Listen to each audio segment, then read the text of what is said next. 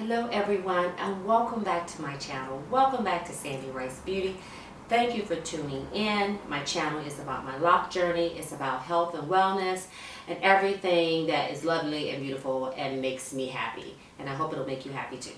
So, today's video is about my lock journey. I haven't done one of these in a while. It is a lock update and just some advice to anyone who is considering locks. So before we get started, make sure that you subscribe to my channel and you like the video and you give me comments because I love feedback.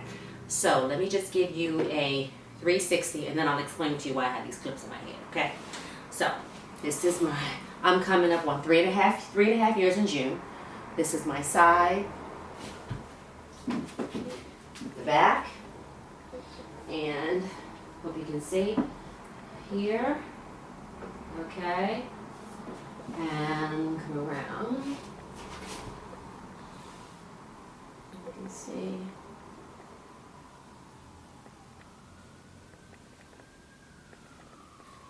And my side. Sorry about the ambulances, guys. And okay. So that is where I am right now. I'm really, really happy with my progress, but I want to share something with you guys because you know a lock update is only really worth it if there's something really going on.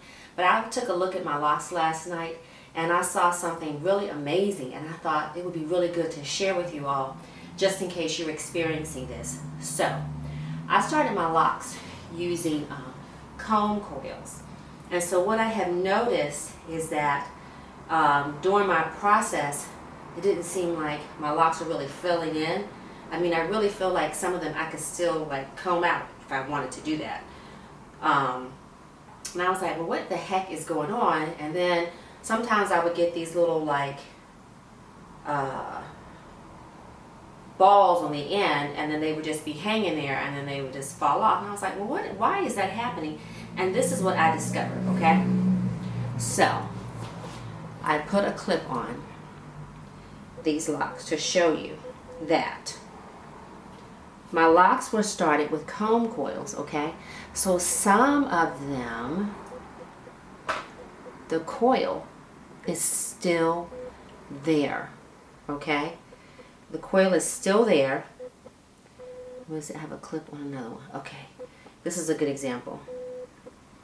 The coil is still on the end of that. Right? This is the beginning of the lock, okay? Now it's the end, right?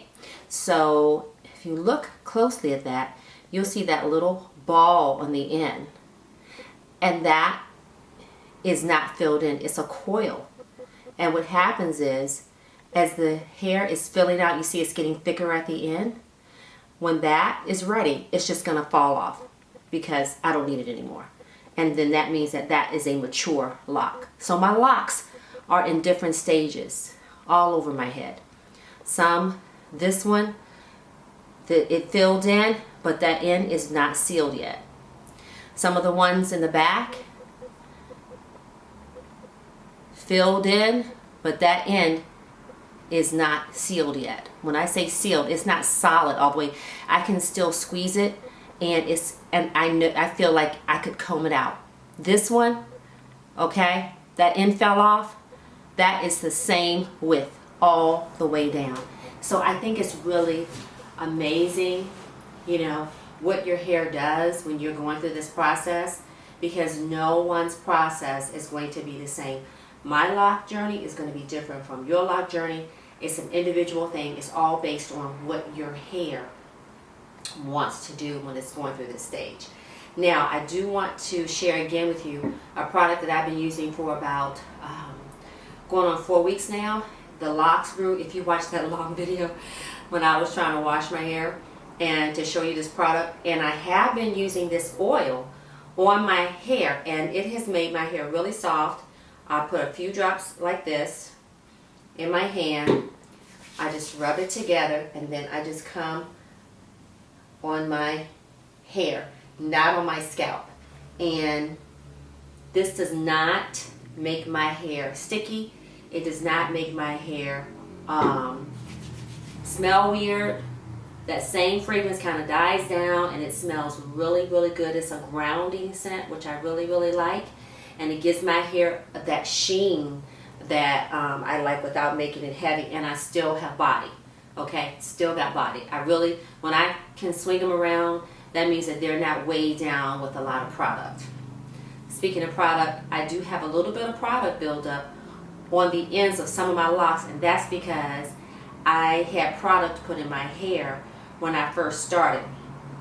Didn't know any better. Loctician put gel in my hair. My hair doesn't like gel, okay? And so on the ends, I have seen that it is like, you know, stuck in some of my locks. And I actually did something I shouldn't have done. I got to picking out a lock and let me see. I shouldn't have done that. I kind of screwed that lock up, but I'm like, you know what? It just is what it is. I can't even remember which one it is. Maybe this one. But I started picking and try to get that buildup out of there. I should have just, the other locks like that, I soaked them in some apple cider vinegar and just left them alone, but I just had too much time on my hands. So, everything is going well. You know, I don't retwist that often when I wash my hair. I've been using the lock screw. One thing I do like is that it, my roots are staying in place. I do not have to retwist my hair every time I wash it because my locks don't grow like that, okay? My hair, I have a lot of hair, but it's kind of fine. And so I just retwist the ones that need it. You know, I just do what it does. So moving on, I want to give you guys some advice for anybody who is thinking about taking this journey, okay? I have a few points. The first one, and they're not in any order of hierarchy or anything like that, trust the journey, okay? Trust the journey.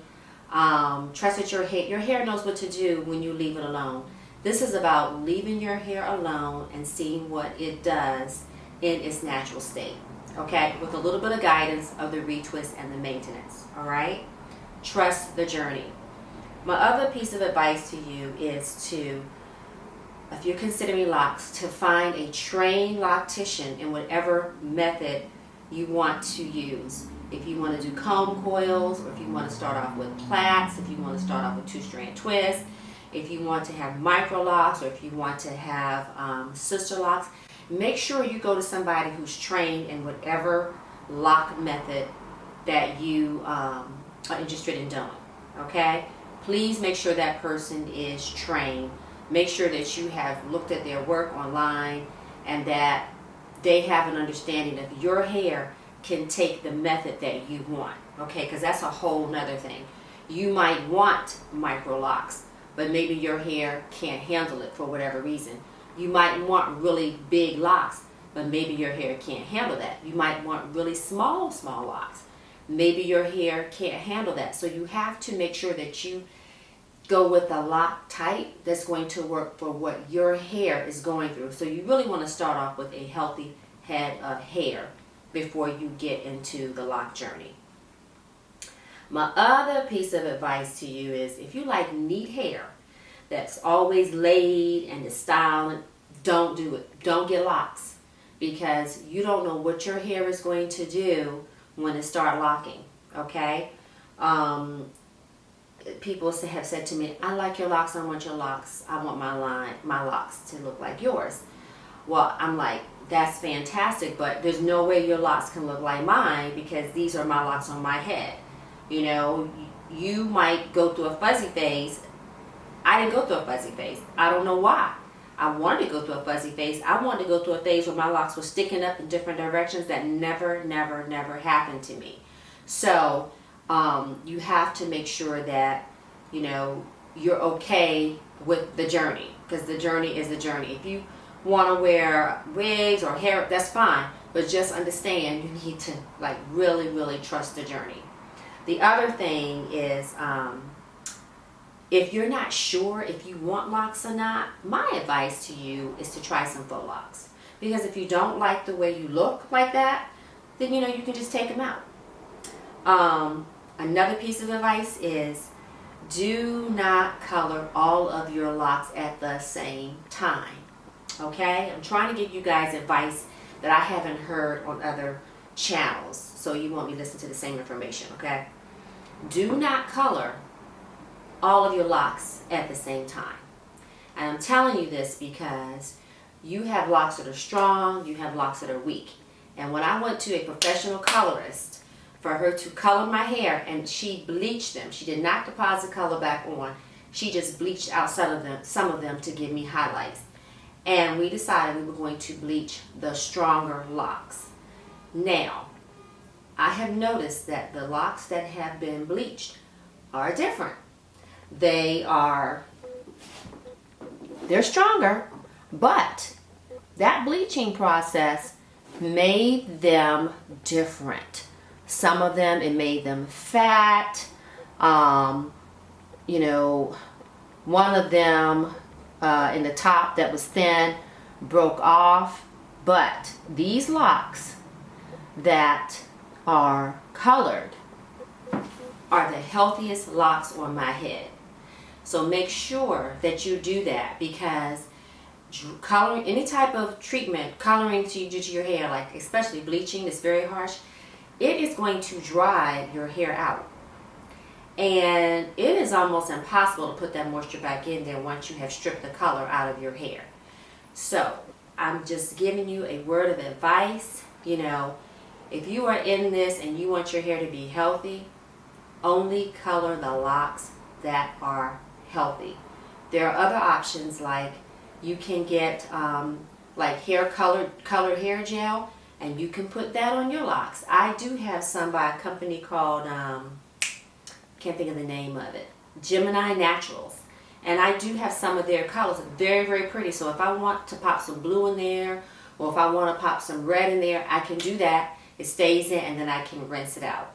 So that is really all the advice I have for you today. I hope that you got something that you didn't get from other channels. If you have any questions about anything about your journey, feel free to drop the questions below. Oh, the other thing, this is very important. Don't put products in your locks. Don't do it. Don't do it. Don't do it. Don't do it. Don't do it. You will regret it. I regret the 2 months of putting stuff in my hair. Okay?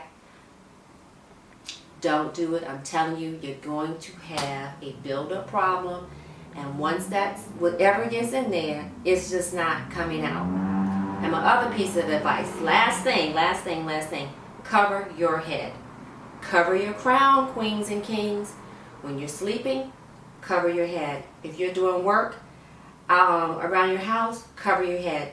Dust flies up and it's landing in your hair, and it is going to stay there, especially if you have allergies. If you're taking a walk outside, cover your head. Stuff is coming down, you know, you got little bugs. I am afraid of spiders. I always have a fear that a spider's going to be in my hair, whether it's loose, lock, whatever. Cover your head. You always want to make sure your crown is covered, okay? And that will also keep people from touching your hair, which is a whole nother video. But we're not going to get into that right now. What I want you guys to understand is that make sure that you go to a trained person. Trust the journey. It is a beautiful journey. You will learn so much about yourself and about other people and how they treat you with locks. That's a whole nother video. And but I just want to leave you guys with those words of wisdom. I feel like I can give to you now, since I've been on this journey for almost 4 years. And thank you once again for tuning into my channel. And until the next time we see each other, stay beautiful.